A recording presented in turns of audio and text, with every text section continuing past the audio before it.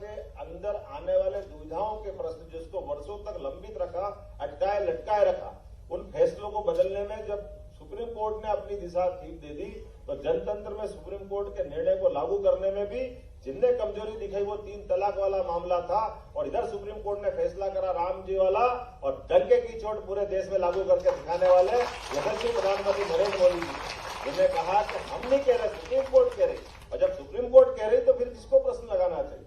और वो अगर बहुसंख्यक समुदाय की भावनाओं का सम्मान करने का अगर उदाहरण है तो उससे बढ़िया बात क्या हो सकती। क्या हम वर्षों तक समुदाय को लड़ाते रहेंगे? ये हमारी भावना हो सकती क्या? क्या हमें वोट की राजनीति के आधार पर उसको छोटा बड़ा करेंगे? ये हमारा लघुपन नहीं दिखाएगा, ये हमारे अपने आप को संकुचित नहीं करेगा। हमारे द्वारा इस प्रकार की व्यवस्थाओं के बारे में अगर कोई भी गलती करेंगे, इतिहास कभी माफ नहीं करेगा। ये इतिहास का, भविष्य का बहुत बड़ा मुद्दा है, केवल भगवान राम का गर्भगृह का मामला नहीं है।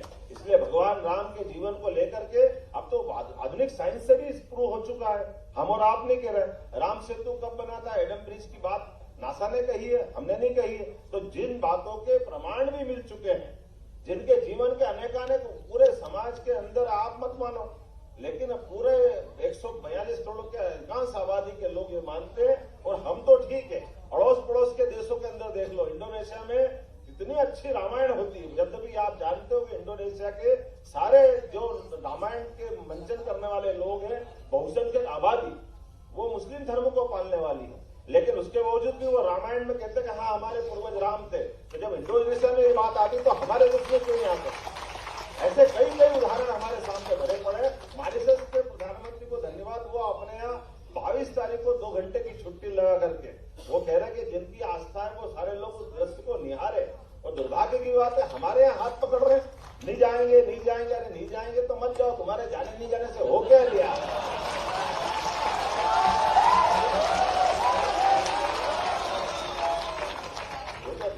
धन्यवाद है अयोध्या वालों का जिन्हें निमंत्रण दिया है, नहीं तो ऐसी भावना वालों के साथ क्या व्यवहार करना चाहिए, बोलने की जरूरत भी नहीं।